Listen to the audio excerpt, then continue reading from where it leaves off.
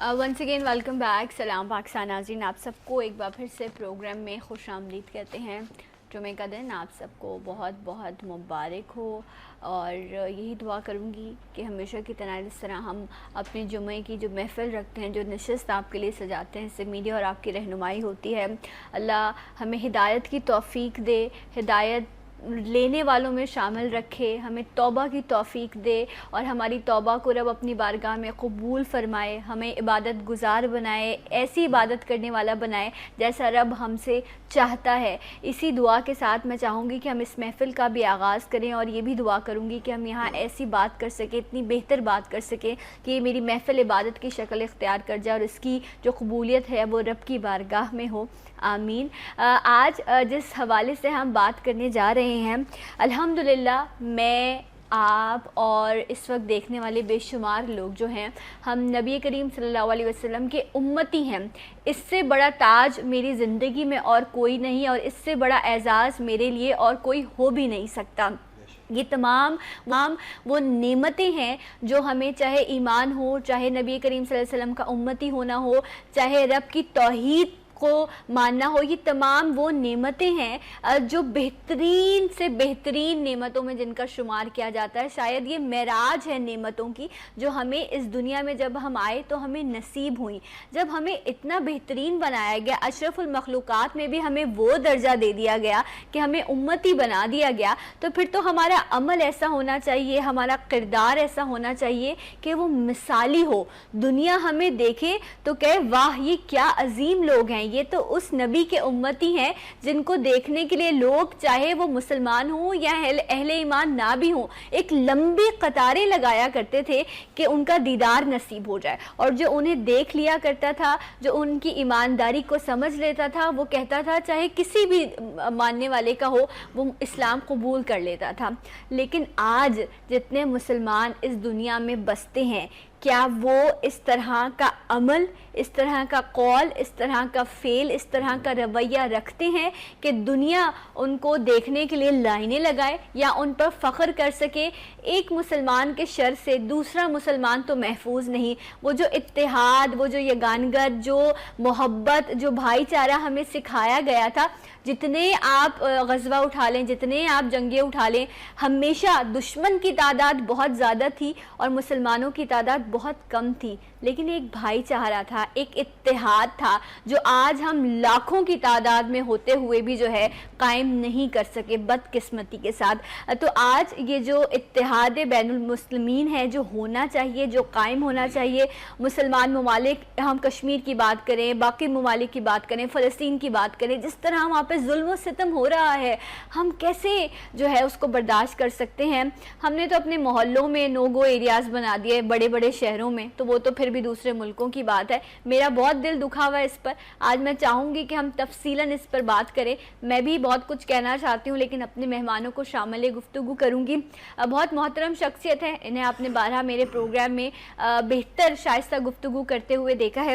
Professor Sameer Ahmad صاحب, السلام علیکم. وعلیکم السلام. کیسے ہیں آپ؟ الحمدللہ, خیریت سے آپ کو ویلکم کرتے ہیں سلام پاکستان میں. اس کے ساتھ ساتھ ایک اور ہمارے مہمان جنہوں نے آج پہلی بار سلام پاکستان میں جو ہے وہ یہ ان کی, میں کہوں گی کہ ان کی حاضری ہوئی ہے, شامل ہوئے ہیں یہ.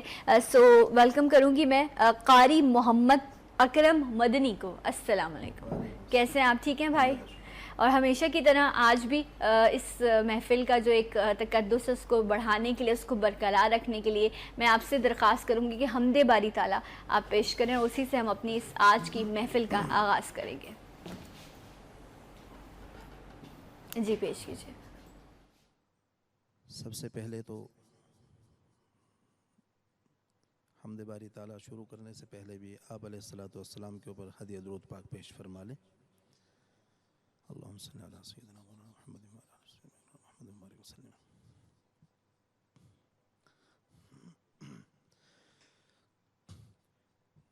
دل پہ کلمے کی ضرب لگا, لا الہ الا اللہ,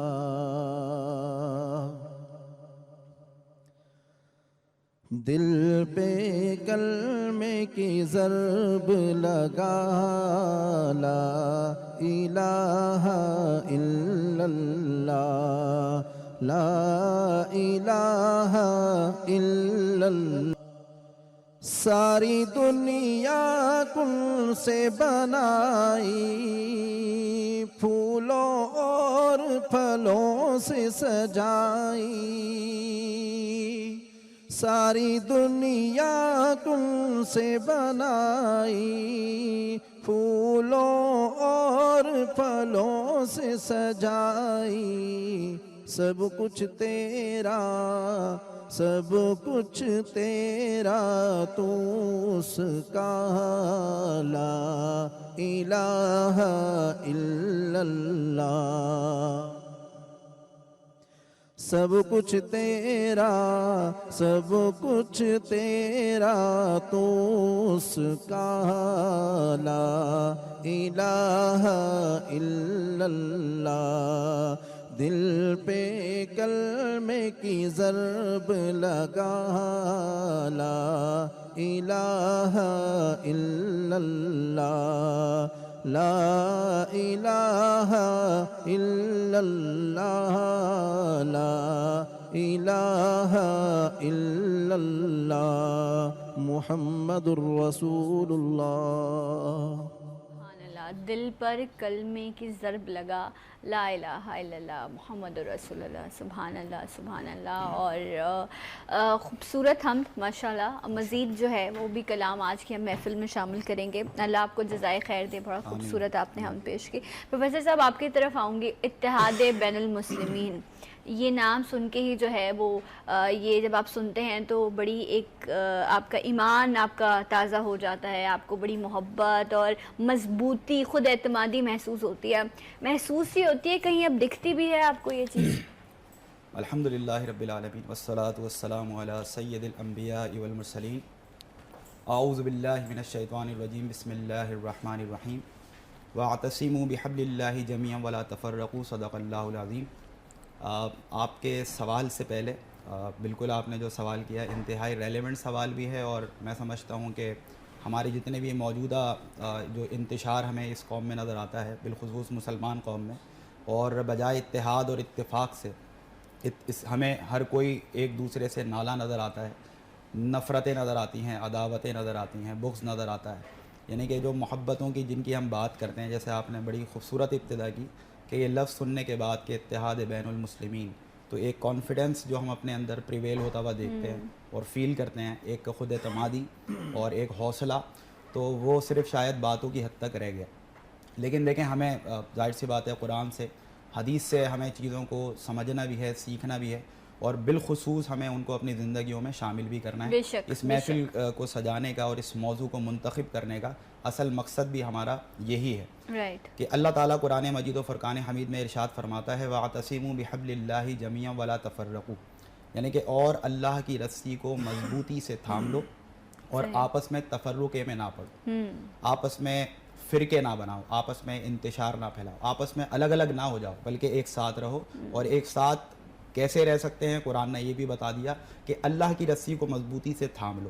جب اللہ کی رسی کو سب مل کر مضبوطی سے تھامیں گے تو سب خود ایک قوم ہو جائیں گے، سب اتحاد اور اخوت کا ایک عملی نمونہ پیش کرنے لگیں گے۔ یہ تو قرآن کی بات ہے جس پر عمل کرنا ہمارے لیے بے انتہا ضروری ہے، اور اس کے بغیر یقیناً اللہ کی رسی کو تھامے بغیر ہم اس جمعیت کا اور ہم اس اتحاد کا، اس اخوت کا، اس اجتماعیت کا مظاہرہ کر ہی نہیں سکتے اگر ہم کوئی آن دی ادر وے اگر ہم جاتے ہیں۔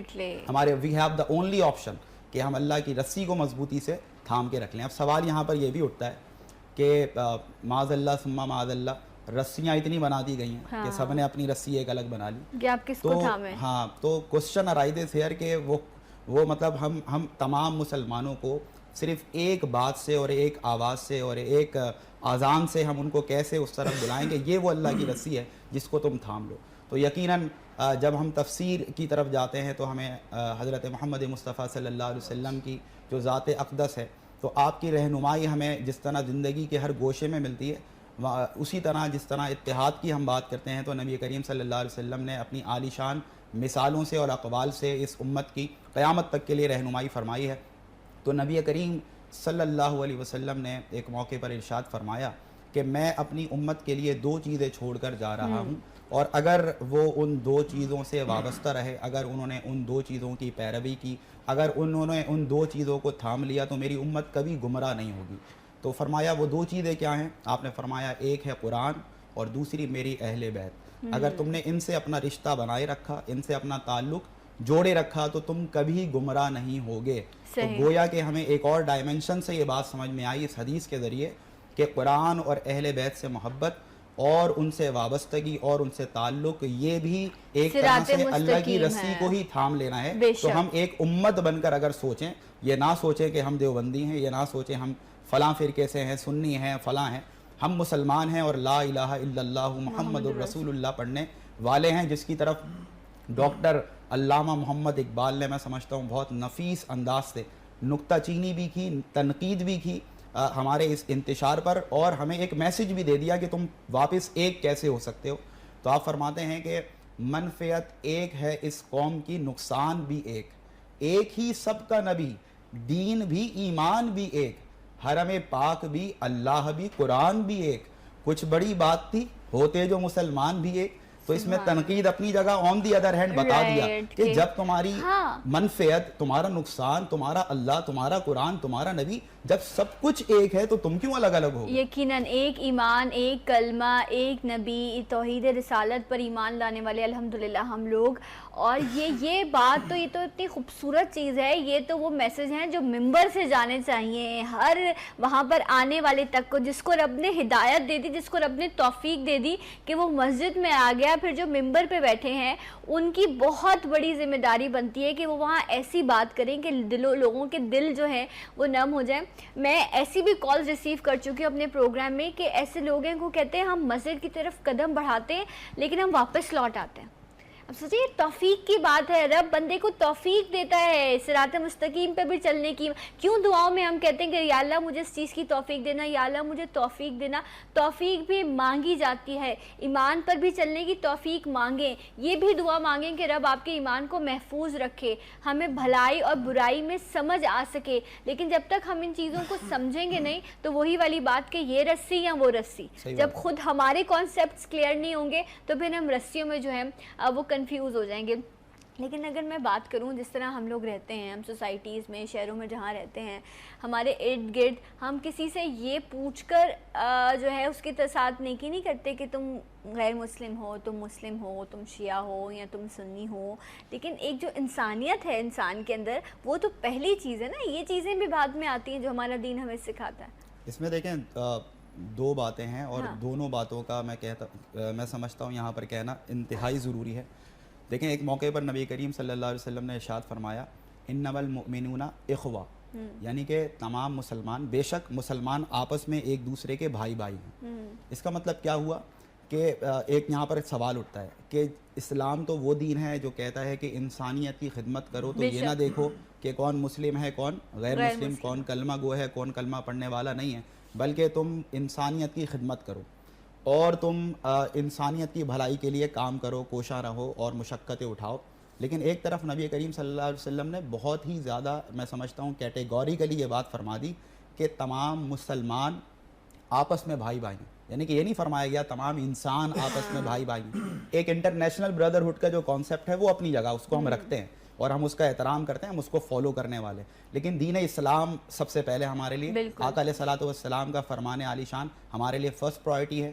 اور آپ نے جب یہ فرمایا تو اس کے پیچھے بھی دیکھیں ایک ایسا بیک گراؤنڈ ہے جس کو میں بہت اختصار کے ساتھ بیان کر دوں تاکہ ہمارے سننے والے دیکھنے والے ناظرین کو بھی یہ بات باور ہو جائے اور سمجھ آ جائے کہ نبی کریم صلی اللہ علیہ وسلم نے یہ بات اس لیے فرمائی کہ دیکھیں بظاہر جب آپ دنیا کے انسانوں پر نظر ڈالیں تو آپ کو رنگوں کے اعتبار سے انسان الگ الگ نظر آئیں گے، آپ کو ان کی ریسز الگ الگ نظر آئیں گی، ان کی زبانیں الگ الگ نظر آئیں گی، ان کی فزیکس الگ الگ آپ کو نظر آئیں گی، اور یہاں تک کہ ذہنی اعتبار سے بھی جو مینٹل اپروچز ہوتی ہیں لوگوں کی وہ بھی آپ کو اس میں ویریشن نظر آئے گی۔ آپ پوری دنیا کے لوگوں کو آپ ایک نظر ڈالیں تو آپ کو پتہ چلے گا۔ تو پھر جب ہم ہر لحاظ سے، مطلب طبی لحاظ سے، ہم طبیعت کے لحاظ سے، ہم شکل کے حساب سے، ہم رنگ کے حساب سے، زبان کے حساب سے، کلچر کے حساب سے جب ہم اتنے الگ الگ ہیں تو وہ کون سی ایسی چیز ہے جو ہم سب کو یکجا کر سکتی ہے؟ وہ کون سی ایسی چیز ہے جو ہم سب کو اتحاد میں لا سکتی ہے اور متحد کر سکتی ہے؟ تو دیکھیں ٹیم ورک جبھی ہوتا ہے, اتحاد جبھی ممکن ہوتا ہے کہ جب پوری ٹیم کا گول ایک ہی ہو. یعنی کہ باوجود اس کے کہ تمام لوگوں کو, تمام انسانوں کو اللہ تعالیٰ نے مختلف قبیلوں میں, زبانوں میں, نسلوں میں, رنگوں میں بانٹا ہے, تقسیم کیا ہے, تقاضا لیکن بارگاہ خداوندی سے یہ ہوتا ہے کہ سب ایک ہو جاؤ, سب متحد ہو جاؤ. تو وہ کون سی چیز ہے جو ہم سب کو ایک کر سکتی ہے؟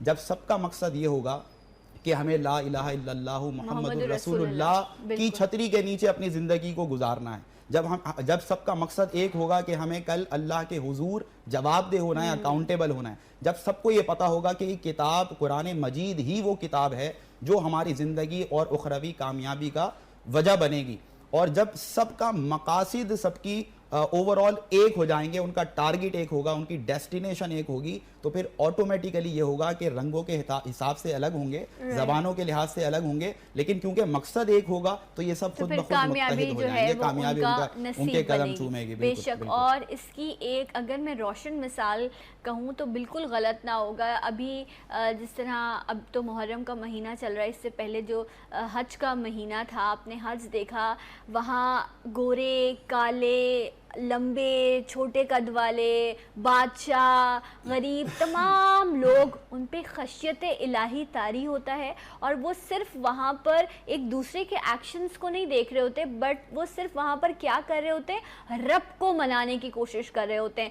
پوری دنیا میں اتنا بڑا اجتماع کہیں نہیں دیکھا جاتا, اتنی مینج کر کے, اتنے طریقے سے جس طرح وہ ایک اجتماع ہوتا ہے. یہ بھی پوری دنیا میں ایک میسج جاتا ہے کہ مسلمان کتنے مضبوط ہیں. لیکن وہاں سے جیسے ہی ہم نکلتے ہیں, پھر ہمارے ذہنوں میں سے شاید ایسا لگتا ہے کہ بس وہ اللہ کے گھر کا جب ہم ہوتے ہیں, ہاں فارمیلٹی, وہ اللہ تو انسان کی شہرک سے قریب ہے. یہ مجھ سے بہتر, میں کیا سب لوگ یہ بات جانتے, کوئی نئی بات نہیں ہے جو میں آپ کو بتا رہی ہوں. لیکن ہاں میرے لیے یہ بڑی تشویش کی بات ہے کہ وہاں تو ہمیں رب یاد ہے, وہاں ہم رب کو منا رہے ہیں, وہاں ہم توبہ بھی کریں, خشیت الہی کا بھی احساس ہے, باہر نکلتے ہیں پھر ہمیں اس کے ایکشن بھی نظر آتے ہیں, اس کا عمل بھی نظر آتا ہے. تو یہ تو پھر منافقت نہیں ہو گئی کہ ہم باہر جاتے ہیں, جب دنیا میں لگتے ہیں تو بھول جاتے ہیں. پھر دیکھیں صرف اس ایک عبادت کی بات نہیں ہے, میں ضمنی طور پہ عرض کر رہا ہوں کیونکہ آج کا ہمارا یہ ٹاپک نہیں ہے, لیکن کیا نماز پڑھ کر جو ہمیں سیکھ لینا چاہیے اور جو ہماری عملی زندگی میں نظر آنا چاہیے, کیا وہ نظر آ رہا ہے؟ جواب ملے گا آپ کو نہیں. ہم 30 روزے رکھ رہے ہیں اللہ کی رضا کے خاطر, اور ہم بھوکے پیاسے بھی رہتے ہیں, لیکن جو درس ہمیں روزے سے ملتا ہے اور جو ہمیں روزے کی وجہ سے حاصل کرنا ہے, جو اصل کیا اس مقصد کو ہم اپنی زندگی کے اندر کہیں پر ہم عملی طور پر پیش کرتے ہوئے نظر آتے ہیں؟ جواب آتا ہے نہیں. تو گویا کہ ہم ظاہری طور پر اپنی عبادتوں کو تو شاید کسی نہ کسی طور پر پیش کر رہے ہیں, لیکن ان عبادتوں سے جو اصل حاصل ہے, جو ان کا مقصد ہے, وہ حاصل کرنے میں یقیناً ہم کہیں نہ کہیں جو ہے وہ ناکام ہو رہے ہیں. اور آپ نے بہترین مثال کوٹ کی کہ حج کا جو موقع ہے وہ تو اللہ تعالیٰ نے دیکھیں ایک مثال ایسی قائم کر دی جو روز اول سے آج تک اور پھر قیامت تک, جو نبی کے پسینے میں موجود ہے, ایسی خوشبو چمن کے گلوں میں کہاں, جو نبی کے پسینے میں موجود ہے. مانا ہم نے کہ جنت بہت ہے حسین, چھوڑ کر ہم مدینہ نہ جائیں کہیں. مانا ہم نے کہ جنت بہت ہے حسین, چھوڑ کر ہم مدینہ نہ جائیں کہیں. کیونکہ جنت میں سب ہے, مدینہ نہیں. کیونکہ جنت میں سب ہے, مدینہ نہیں. اور جنت مدینے میں موجود ہے نظر میں جمال حبیب خدا جن کی تصویر سینے میں موجود ہے، جس نے لا کر کلام الہی دیا، وہ محمد مدینے میں موجود ہے۔ ماشاءاللہ خوبصورت کلام۔ اور آج ہم اپنے پروگرام میں جس موضوع پر بات کر رہے ہیں اس پر ہمیں زیادہ سے زیادہ بات کرنی چاہیے۔ جس طرح بھی میں ذکر کر رہی تھی، ہر مسجد سے شاید مختلف ٹی وی چینل سے بھی اس طرح کے پروگرامز نشر ہونے چاہیے جہاں پہ اتحاد بین المسلمین کا درس ہم دیں۔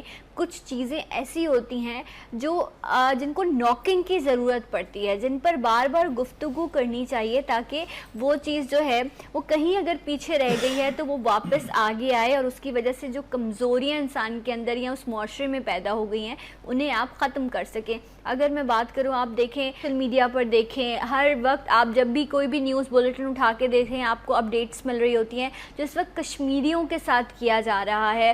جس طرح ہم آپ بچوں کو، جوانوں کو بلا تفریق سوچے بغیر کہ بچہ ہے، بوڑھا ہے، جوان ہے، یہ تو کمزوروں کی، بزدلوں کی نشانی ہوتی ہے کہ وہ یہ بھی فرق نہیں کرتے کہ سامنے بچہ ہے، عورت ہے، بزرگ ہے، یا میرے مد مقابلے ایک میرے جیسا جوان مرد جو ہے وہ اسلحے سے لیس کھڑا ہوا ہے۔ یہ سوچے بغیر جب آپ ظلم و جبر کر رہے ہیں، اس وقت جو ہے جو باقی مسلم کنٹریز ہیں، میں ایون پاکستان کی بھی بات کروں گی، کیا ہمارا عمل ہونا چاہیے، ان کے ساتھ ہمیں کیسے کھڑا ہونا چاہیے؟ اس کے علاوہ اور بھی مسلم کنٹریز ہیں جہاں پر اس وقت اسی طرح کی سچویشن ہے۔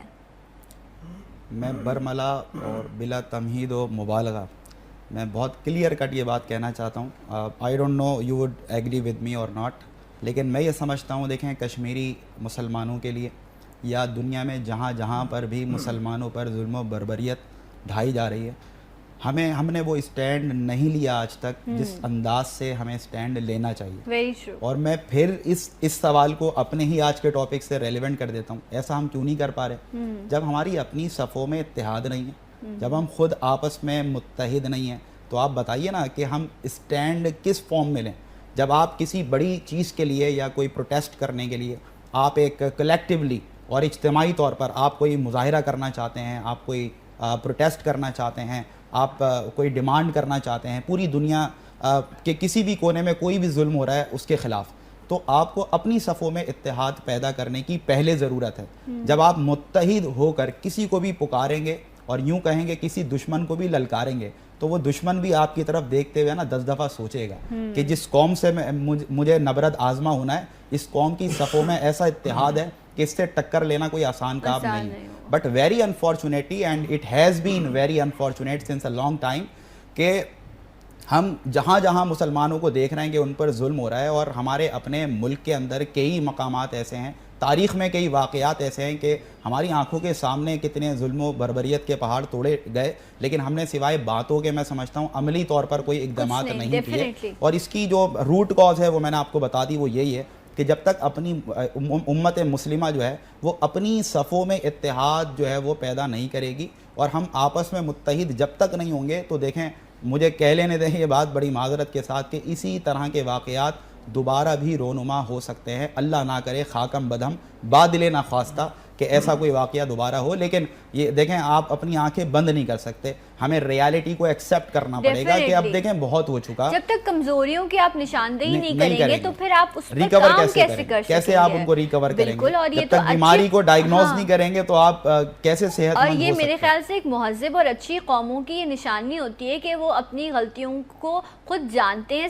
اعتراف کرنا کوئی بری بات نہیں ہے، لیکن اس کو اعتراف کر کے اس پر عمل نہ کرنا یا اس کو بہتر نہ کرنا یہ غلط بات ہو سکتی ہے۔ دیکھیں ہر پلیٹ فارم پر یہ بات ہو رہی ہے کہ ہمیں متحد ہونا چاہیے، ہمیں متحد ہونا چاہیے، ایک لکیر ہے جو پیٹی جا رہی ہے، لیکن پریکٹیکلی ریئلسٹک گراؤنڈز پہ اگر ہم دیکھیں تو ہمیں وہ آؤٹ پٹ نظر نہیں آ رہا۔ اس کی وجہ کیا ہے؟ ایک بہت بڑی غلطی ہے جو میں سمجھتا ہوں کہ انفرادی طور پر میں بھی کر رہا ہوں اور اجتماعی طور پر کہیں نہ کہیں کسی نہ کسی فارم اور جیسچر میں ہم سب کر رہے ہیں۔ وہ کیا ہے؟ ہم نے کسی کو بھی دین اسلام کی طرف یا اپنے مسلک کی طرف موٹیویٹ کرنے کا ایک ٹول بنا لیا کہ آپ کسی اور کے اوپر کیچڑ اچھالیں، آپ کسی اور کو برا کہیں اور کسی اور کو بدبودار ثابت کریں. میں یہ کہتا ہوں بڑی دلیل کے ساتھ کہ جب تک آپ دوسروں کو بدبودار ثابت کرنے میں لگے رہیں گے, دوسروں پر کیچڑ اچھالنے میں لگے رہیں گے, آپ اپنے آپ سے سوال کریں, اپنے ضمیر سے, کیا کبھی ایسا ہوا ہے کہ آپ نے کسی پر کیچڑ اچھالی ہو اور پھر اس سے یہ امید کی ہو کہ وہ آپ کے پاس آ جائے؟ تو خدا کا واسطہ ایسا نہ کریں. اتحاد کو پیدا کرنے کا اور متحد ہونے کا واحد راستہ یہ ہے کہ ہر شخص اپنے کردار کو اتنا خوشبودار بنائے کہ لوگ اس کی خوشبو سونگتے ہوئے اس کے پاس آئیں. ہاں, اور مجھے لگتا ہے کہ یہ کردار کی اپنے کنسٹرکٹیو, ہمیں کنسٹرکشن کی طرف جانا پڑے گا, ہمیں کنسٹرکٹیو گفتگو کی طرف جانا ہوگا, ہمیں انتشار سے اس قوم کو نکالنا ہوگا. تو ہر شخص اپنی جگہ رہ کر اپنے کردار کو درست کرنے کی, اپنے کردار کو خوشبودار بنانے کی کوشش کرے. میرے آقا علیہ الصلوۃ والسلام کی تعلیمات عظیم ہیں اس لحاظ سے کہ آپ نے کسی کو برا کہہ کر اس کو اپنی طرف متوجہ اور اپنی طرف اٹریکٹ نہیں کیا. میرے آقا نے اپنی ذات اقدس کو اس انداز سے پورے معاشرے کے سامنے پیش کیا کہ لوگ جوگ در جوگ میرے آقا علیہ الصلوۃ والسلام کے دامن سے وابستہ ہونے لگے. آج بھی اسی بات کی ڈیفینیٹلی. اور اب وہ دور نہیں کہ ہم یہاں پر کھڑے ہو کر ایک دوسرے کے ساتھ جنگیں کریں.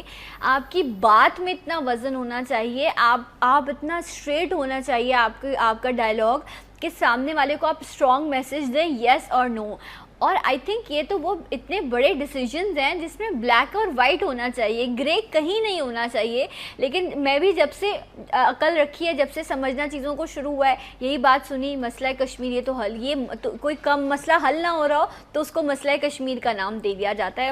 ایسی کون سی سمجھ ہے, ایک ایسا کون سا ایشو ہے جس پر بات نہیں کی جا سکتی یا جسے سالو نہیں کیا جا سکتا؟ میں اگر اس سے ایک لیول اور بھی آگے بڑھوں, دنیا میں کہیں پر بھی کسی بھی اگر انسان پر, کسی بھی خطے پر, کسی بھی ملک میں ظلم ہوتا ہے تو ہم ان تمام ہونے والے ظلم کے خلاف ہیں, ہم اس کی مذمت کرتے ہیں. لیکن یس, جب مسلمانوں کی بات آتی ہے تو ہمیں اور اسٹرانگ ہو کے ڈیسیجن لینا پڑے گا, چاہے ہماری کوئی کسی سے ڈیل ہی خراب کیوں نہ ہو جائے. لیکن یہ جو کام ہے اس کو سالو ہونا چاہیے, یہ اتحاد جو ہے یہ دنیا بھر میں ثابت ہونا چاہیے. بات ہم جو کر رہے ہیں وہ بہت اچھی کر رہے ہیں. ممبر پر بیٹھ کر ایسا نہیں ہے کہ کوئی اتحاد کی اور متحد ہونے کی بات نہیں کرتا. ہماری بات اور ہماری گفتگو بہت خوبصورت ہوتی ہے. مسئلہ یہ ہے کہ گاہے بگاہے یہ دیکھا گیا ہے ہماری اپروچ مٹیریلسٹک ہوتی ہے, تاثیر ختم ہو ہم گئی نا ذاتی مفاد کی بات کر رہے ہوتے ہیں. ہمارا مین آبجیکٹیو ہوتا ہے اپنا ذاتی مفاد, اور ہم بات جو ہے نا وہ بہت زیادہ یگانگت کی, محبت کی, اخوت کی اور اتحاد کی کر رہے ہوتے ہیں. تو جب تک یہ دیکھیں ایک ڈبل پرسیپشن ہوگا اور ایک ڈوئل مطلب یہ کہ مینٹالٹی آپ کی ہوگی تو آپ اپنے مقاصد کو کبھی بھی حاصل نہیں کر سکتے. اور اسی لیے دیکھیں تعلیم بھی اگر آپ حاصل کر رہے ہو, تعلیم حاصل کرنے سے اچھا کام کیا ہو سکتا ہے کہ قرآن کی ابتدا لفظ اقرا سے ہوتی ہے, کہ یعنی کہ دین اسلام نے تو علم حاصل کرنے پر بہت زور دیا, اور میرے آقا نے فرمایا طلب العلم فریضۃ علی کل مسلم, یعنی کہ علم کو فرض قرار دے دیا. اس کے باوجود علامہ اقبال نے ایک اور زبردست بات کی نشاندہی کی کہ اللہ سے کرے دور تو تعلیم بھی فتنہ, املاک بھی, اولاد بھی, جاگیر بھی فتنہ, نا حق کے لیے اٹھے تو شمشیر بھی فتنہ, شمشیر ہی کیا نعرہ تکبیر بھی فتنہ. یہ ڈاکٹر علامہ اقبال کہہ رہے ہیں کہ اگر تعلیم حاصل آپ کر رہے ہیں تو دیکھنے میں یہ عمل کتنا خوبصورت لگے گا کہ یار واہ یہ بندہ تعلیم حاصل کر رہا ہے. لیکن اگر آپ کے مقاصد نیک نہیں ہوں گے, آپ کی مٹیریلسٹک اپروچ ہوگی, اس تعلیم کو حاصل کرنے کے بعد جب آپ اللہ سے دور ہو جائیں گے, نبی محترم حضرت محمد مصطفیٰ صلی اللہ علیہ وسلم کی ذات اقدس سے دور ہو جائیں گے, تو انہوں نے ایسی تعلیم کو فتنہ قرار دیا. اور ایسے سو کالڈ مسلمانوں کو کہ جو نعرہ تکبیر بلند کر اور بم دھماکے کرتے ہیں, ان کی بھی نشاندہی اپنے نشار کے ذریعے کر دی کہ ناحق کے لیے اٹھے تو شمشیر بھی فتنہ. ارے شمشیر ہی کیا, نعرہ تکبیر بھی فتنہ. تو نعرہ تکبیر بھی اگر مقصد حق کے لیے بلند کیا جائے تو وہ نعرہ تکبیر اللہ کی بارگاہ میں قبول ہے. لیکن ایسا نعرہ تکبیر آپ دیکھیں, کربلا کا بھی آپ نے ذکر کیا تھا, تو ادھر بھی تو آل رسول کے سر کاٹے جا رہے تھے, اور معاذ اللہ ثم معاذ اللہ, اللہ اکبر کی تکبیروں کو بلند کر کے اور اللہ اکبر کے نعروں کے ساتھ آل رسول یعنی کہ جو جنت کے نوجوانوں کے مالک بنا دیے گئے, جن کے ہاتھ میں جنت کی چابیاں ہیں, جن کے نانا کے جھولی میں کائنات کے تمام خزانوں کو ڈال دیا گیا, اور ان کی آل کو اور اولاد کو اللہ اکبر کے ساتھ کاٹا جا رہا ہے. تو اسی کو نشاندہی دیکھیں جو ہم کہیں گے کہ نگاہ اقبال دیکھ رہی تھی، اس نے اس کا برملا اظہار کیا کہ شمشیر ہی کیا نہ رہے تکبیر بھی فتنہ. اور بالکل آپ نے بھی جو ذکر کیا، اگر ہم اس ماہ مبارک کی بات کریں یا جو اسلامی جتنے بھی مہینے ہیں ان سے کچھ نہ کچھ تاریخ جوڑی ہے، کچھ نہ کچھ وہ اپنی تاریخی حیثیت رکھتے ہیں. لیکن اگر ہم یہ محرم کی بات کرتے ہیں تو اس میں جو سب سے بڑا واقعہ جو ہے وہ امام حسین رضی اللہ تعالیٰ عنہ کی شہادت کا ہے. اور جب آپ اس پورے فلسفے پر بات کرتے ہیں، اس پر اس کو سمجھنے کی کوشش کرتے ہیں، تو آپ سوچیں کہ وہ لمحہ جب آپ سجدے میں تھے اور اس وقت سر کاٹا جا رہا تھا اور دشمن جو ہے وہ آپ پر اس وقت ظاہری طور پر حاوی تھا، تو آپ دیکھ اس وقت بھی یہ میسج دیا گیا کہ چاہے دشمن سر پر کھڑا ہو، چاہے موت سر پر ہو، لیکن وہ سجدہ ضروری ہے، وہ سجدہ میں نے کرنا ہے. ہم آج اس شہادت، عظیم شہادت کو یاد کرتے ہیں، اس فلسفے کو سمجھتے ہیں، لیکن کیا ہم ان سجدوں کو برقرار رکھنے کی یا 5 وقت کی نماز پڑھنے کی کوشش کرتے ہیں؟ شاید ہم اس چیز کو اتنا ویلیو نہیں کرتے. جب سر کو کہتے ہیں نیزے پر رکھا گیا، اس ٹائم پر بھی تلاوت کی جا رہی تھی. تو ہم کیا تلاوت کی طرف آئے؟ ہم ہر سال اس دن کو بہت عقیدت کے ساتھ مناتے ہیں، اس پر بات کرتے ہیں، اس فلسفے کو جانتے ہیں، اس عظیم شہادت کو خراج تحسین پیش کرتے ہیں. لیکن اس شہادت کے وقت جو خوبصورت 2 میسیجز دیے گئے کہ چاہے کچھ بھی ہو جائے، اس سجدوں کو برقرار رکھنا ہے اور اس جو تلاوت ہے اس کو اپنے دل میں بسا کے رکھنا ہے. یہ 2 میسیجز ہی اگر میں اور آپ لے لیتے تو شاید بہت کچھ سنور جاتا. کیا بات ہے. آپ نے جو ابھی گفتگو کی، اسی گفتگو سے ریلیونٹ اور ہم کیسے اتحاد تمام مسلمان آپس میں پیدا کر سکتے ہیں، اس کے لیے ہمیں ایک دوسرے کے لیے قربانی دینا پڑے گی، ایک دوسرے کے لیے ایثار کا جذبہ اپنے اندر پیدا کرنا پڑے گا. ان دونوں چیزوں کو ملا کر میں خلاصہ گفتگو کے طور پر آپ بھی کہیں گے آج گفتگو جو ہے وہ کم کر رہے ہیں آپ، اور آج اشعار آپ کو جو ہے وہ زیادہ، بالکل جو آمد ہو وہ. تو یہ دونوں جو گفتگو ہیں ان کو سم اپ کر کے خلاصہ گفتگو کے طور پر بڑے خوبصورت 3 اشعار ہیں کہ ہو گیا سجدہ مکمل عشق سامانی کے ساتھ، مشکلیں حل کر گئے شبیر آسانی کے ساتھ، اور ہر مسلمان کو دیا ہے یہ سبق شبیر نے، زندگی تجھ کو ملے گی رسم قربانی کے ساتھ، اور رمز گاہے کربلا میں تھا گما خورشید کا، آ گئے رند میں جو اکبر عشق سامانی کے ساتھ. یہ وہ اشعار ہیں جس میں ہمیں اتحاد بین المسلمین کا بھی درس ملتا ہے کہ ایک دوسرے کے لیے جب آپ ایثار کریں گے، ایک دوسرے کے لیے قربانی پیش کریں گے. دیکھیں دین اسلام نے صرف ہم سے مطالبات نہیں کیے، بلکہ ان مطالبات کو پورا کرنے کے لیے ہمیں تمام ٹولز پرووائڈ کیے گئے ہیں، ہمیں وہ تمام ذرائع پرووائڈ کیے گئے ہیں کہ جن کو عملی طور پر نافذ کر کے ہم وہ تمام مطالبات جو بارگاہ خداوندی سے ہم سے مطلوب ہیں، ہم اللہ کی بارگاہ میں ان کو بہت اچھے سے پیش کر سکتے ہیں. اگر ہم زکوٰۃ دیکھیں تو ہمیں امیر طبقہ جو ہے وہ غریب طبقے کو دیتا ہوا نظر آتا ہے، تو ایک طرف تو ان کی مدد ہو رہی ہے، دوسری طرف کیا ہو رہا ہے، کمیونیکیشن گیپ ختم ہو رہا ہے. ایک دوسرے کے اندر ایک احساس پیدا ہو رہا ہے کہ یار اللہ نے مجھے مال زیادہ دیا، مجھے اپنے غریب بھائی کی مدد کرنی ہے. غریب امیر سے لے کر یہ احساس پیدا کر رہا ہے کہ یار میں تنہا نہیں ہوں، بلکہ میرا مسلمان بھائی میرے ساتھ ہے، جس کو بہت خوبصورت انداز میں آقا کریم علیہ الصلوۃ والسلام نے فرمایا کہ یہ مسلمان قوم ایک جسم کے مانند ہے. بالکل. اس جسم کے کسی ایک حصے میں تکلیف ہوتی ہے تو جسم کے تمام اعضاء جو ہے وہ اس تکلیف کو محسوس کرتے ہیں. بالکل ایسے ہی جب اس تکلیف سے اس بندہ مومن کو راحت جس طرح ملتی ہے، جسم کو راحت ملتی ہے، تو دیکھیں تمام حصے اس سکون کو بھی محسوس کرتے ہیں کہ جب آپ کسی تکلیف سے خلاصی حاصل کرتے ہیں. تو مسلمان قوم کی بھی یہی حالت ہے کہ جب ایک کوئی طبقہ، جیسے آپ نے کشمیری مسلمانوں کی بات کی، تو ایک دل میں بے چینی ہے، ایک اضطرابیت ہے، اور ہم تڑپ رہے ہیں یار کہ کس طرح ہمارے مسلمان بھائیوں کو مارا جا رہا ہے. اور یہ جو تخلیق ہے نا، یہ صرف رب کے پاس ہے، یہ رب کی صفت ہے. لیکن بندہ جو ہے، اب اللہ نے بندے کو اشرف المخلوقات بنائے، انسان کو عقل دی، سمجھ دی، ہم ٹیکنالوجیز میں آگے بڑھ رہے ہیں، سب چیزیں یہ رب کی صفت ہے جو بندے کو ایک عطا کی گئی ہے. جب انسان کوئی نئی ٹیکنالوجی دریافت کرتا ہے، کوئی نئی چیز بناتا ہے مشینی، تو اس کے ساتھ ایک چھوٹی سی آپ کو بک ملتی ہے، اس میں لکھا ہوتا ہے کہ اس کو ایسے استعمال کرنا ہے، اس کو مس ہینڈل کرو گے تو یہ ٹوٹ جائے گی یا یہ اس کی مشینری خراب ہو جائے گی. ایک بکلیٹ آپ کو دیا جاتا ہے باقاعدہ کسی بھی چیز کے ساتھ, چاہے آپ ایون میں بالوں کے لیے آئرن ٹونگ کی بھی اس کا بات کریں, اس کے ساتھ بھی ایک اتنی لمبی آپ کو بک دی جاتی ہے کہ آپ اسے پڑھیں. میڈیسن ہو, کوئی بھی چیز ہو, ہر چیز کے ساتھ آپ کو ایک بکلیٹ ملتا ہے کہ آپ نے اس کو ایسے استعمال کرنا ہے, اس کو مس ہینڈل نہیں کرنا ہے, یہ ٹیمپریچر ہے, یہ تمام چیزیں. تو جس نے اس دنیا کی تخلیق کی, اس ذات پاک نے, اس نے آپ کو ایک بہترین کتاب مہیا کی جس میں اس پوری دنیا کو کہتے ہیں نا آپ نبھاتے ہیں, گزارتے ہیں, اس کو گزارنے کا طریقہ کار آپ کو بتا دیا کہ دیکھو ایسے ایسے برتنا ہے لوگوں کے ساتھ, ایسے ایسے زندگی کو گزارنا ہے, یہ دنیا ایسی ہے, ایسے کرو گے تو یہ ہو جائے گا, ایسے کرو گے تو اچھا ہو جائے گا. ہر چیز تو دی, لیکن جب ہم اس کتاب کو پڑھ کے سمجھتے ہی نہیں ہیں, صرف پڑھتے ہیں کہ مرحومین کو اصالے ثواب ہو جائے یا مجھے ثواب مل جائے, تو پھر تو ہم خسارے میں ہی ہیں. اور ویسے بھی کہہ دیا گیا کہ انسان جو ہے وہ خسارے میں ہی ہے. میں قاری صاحب آپ کی طرف آؤں گی. ماشاءاللہ آپ کے تو دل میں بے شک آپ کا حافظ بھی ہیں ماشاءاللہ, تو آپ کے تو دل میں وہ خوبصورت کتاب بسی ہوئی ہے. تو آپ جو آج کا ہم ٹاپک ہے اس پہ آپ بھی اپنے کچھ کہنا چاہیں گے, کوئی اوپینین شیئر کرنا چاہیں گے؟ میں یہ کہنا چاہوں گا, میرا تعلق ہے شعبہ حفظ سے. اچھا, الحمدللہ تقریباً 21 سال سے میں شعبہ حفظ سے تعلق رکھتا ہوں اور اس وقت بھی ادارے میں پڑھا رہا ہوں الحمدللہ. میں یہ کہوں گا کہ میرے پاس ایڈمیشن آتے ہیں, ایک لیڈیز آئی, کہنے لگی کہ یہ کس کا مدرسہ ہے؟ اچھا, میں نے کہا قرآن پڑھنے والوں کا. واہ سبحان. کہنے لگے دعوت اسلامی والوں کا؟ میں نے بولا جی. دیوبندیوں کا؟ میں نے بولا جی. اہل حدیثوں کا؟ میں نے بولا جی. اور میرے پاس ہر طبقے کا بچہ ہے ماشاءاللہ, بالکل تفریق نہیں.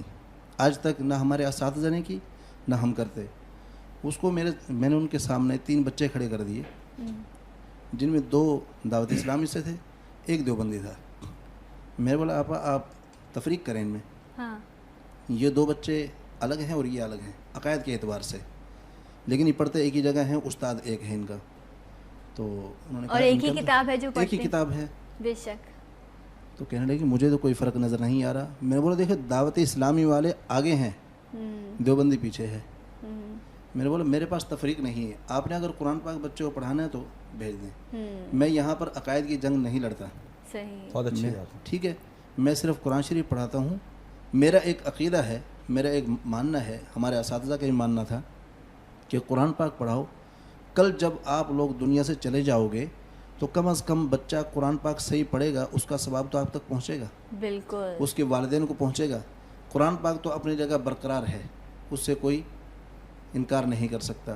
لہٰذا آپ اپنا کام کرو, عقائد کا کام آپ کا نہیں. بالکل. خوبصورت بات کر رہے ہیں. یہ صدقہ کیا جاریہ قاری صاحب کہہ رہے ہیں کہ پھول کا کام جو ہے نا وہ خوشبو پھیلانا ہوتا ہے, بس اس کا کام ہے خوشبو پھیلائے, چاہے اس کو سونگھنے والا کوئی بھی ہو. واہ واہ, زبردست. واہ واہ واہ. یہ دیکھیں آپ, یہ نا بڑی لوگوں کی باتیں ہیں, یہ ظرف والوں کی باتیں ہیں. یہ عام انسان شاید سمجھ بھی نہ پائے اور اس کو لگے کہ یہ کیا بات ہو رہی ہے, یہ تو ساری چیزیں مجھے پتہ ہیں. مجھے لگتا ہے یہاں خوف کی بات ہے. ایسے لوگوں کے لیے رحم کی دعا کرنی چاہیے, ایسے لوگوں کے لیے دعا کرنی چاہیے کہ اللہ ان کو عقل دے, شعور دے, سمجھ دے. لیکن ہاں, میں جس طرح ابھی پروفیسر صاحب آپ بات کر رہے تھے کہ ہم اجتماعی طور پر بھی اور انفرادی طور پر بھی جو ہے وہ نہیں کر پا رہے جو شاید اس وقت ہمیں ضرورت ہے, اس وقت کی جو ضرورت ہے. نماز کی مثال سب سے بڑی, جب جماعت کے ساتھ نماز ہوتی ہے, ایک ہی صف میں کھڑے ہو گئے محمود و ایاز, نہ کوئی بندہ رہا نہ کوئی بندہ نواز. یہ کیا ہے کہ نہ کوئی بندہ رہا نہ کوئی بندہ نواز. اس میں ایک شخص وہ بھی ہے جو امیر ہے, جو زکوٰۃ دینے والا ہے, اسی صف میں کھڑا ہے. اسی کے برابر میں وہ شخص کھڑا ہے جو زکوٰۃ کو لینے والا ہے. لیکن ایک ہی صف میں کھڑا کر کے اللہ تعالیٰ نے پھر سے اس اتحاد کو فروغ دینے کا عملی نمونہ پیش کروایا نماز کے ذریعے, حج کے ذریعے اور دیگر مقامات پر, کہ جب ہم عید منا رہے ہوتے ہیں تو ایک طرف تو ہم اللہ کے حضور جو ہے وہ شکر بجا لاتے ہیں, فطرہ ادا کرتے ہیں, تو وہ فطرہ بھی ہمارے غریب مستحقین بہن بھائیوں تک پہنچتا ہے. یعنی کہ اسلام نے کوئی موقع نہیں چھوڑا اور کوئی ایسا زاویہ نہیں چھوڑا کہ جہاں پر مسلمان ایک دوسرے کی مدد کر کے, ایک دوسرے کا خیال کر کے ایک دوسرے کے لیے اپنے دلوں میں جگہ بنا کر اتحاد کا پیغام جو ہے وہ پوری دنیا تک پہنچائیں. ٹھیک ہے. آئی ڈونٹ نو کہ یہ کتنی ریلیونٹ ہے مثال, لیکن اگر آپ دیکھیں, آپ جو جس طرح نیشنل جیوگرافکس کے ہیں, اس طرح کے جو چینلز ہیں جہاں پر وہ آپ کو نیچر کے حوالے سے چیزیں دکھاتے ہیں, آپ دیکھیں گے وہاں شیپس جو ہوتی ہیں, بھیڑیں جو ہوتی ہیں, وہ ایک جھنڈ میں چل رہی ہوتی ہیں. تو ارد گرد شیر ہو, ٹائیگر, وہ منڈلا رہا ہوتا ہے. کیا وہ طاقتور جانور نہیں, وہ آ کر حملہ کر سکتا ہے, لیکن اس کو یہ پتا ہوتا ہے کہ یہ جھنڈ میں ہیں, ایک ساتھ چل رہے ہیں, اتحاد کر کے چل رہے ہیں. اگر میں نے ایک کو بھی پکڑا تو باقی مجھ پر حملہ کر دیں گے. اس خوف سے وہ دور دور ہوتا ہے. تو چاہے سامنے کتنی بھی بڑی طاقت ہو, لیکن اگر ہم اتحاد سے, محبت سے ایک دوسرے کو اپنا سمجھ کر چلیں گے تو کوئی بھی بڑی طاقت جو ہے وہ ہمیں کمزور نہیں سمجھ سکتی, نہ ہمیں توڑ سکتی ہے, سوچ بھی نہیں سکتی. بہت شکریہ پروفیسر صاحب آپ کا کہ آپ آئے. قاری صاحب آپ کا بھی بہت شکریہ, اور میں بس یہی دعا کرتی ہوں کہ اللہ ہمارے لفظوں میں بھی تاثیر دے, جو ہمارے دلوں تک جو ہے ہمیں بھی عمل کی ہمیں توفیق دے. جاتے جاتے آپ سے کلام کی درخواست ہے, اور آپ دونوں کا ایک بار پھر سے آنے کا بہت شکریہ. اپنا خیال رکھیے گا, نیکسٹ پروگرام میں آپ سے ملاقات ہوگی انشاءاللہ. اللہم صلی علی محمد و علی آل محمد کما صلیت. گلی گلی میں, نگر نگر میں, نبی کی نعتیں, نبی کی باتیں. گلی گلی میں, نگر نگر میں, نبی کی نعتیں, نبی کی باتیں. زباں زباں پر, جگر جگر میں, نبی کی نعتیں, نبی کی باتیں. سلام کرتے تھے مصطفیٰ کو, درخت جھک کر, پہاڑ دب کر. سلام کرتے تھے مصطفیٰ کو, درخت جھک کر, پہاڑ دب کر. شجر شجر میں, حجر حجر میں, نبی کی نعتیں, نبی کی باتیں. شجر شجر میں, حجر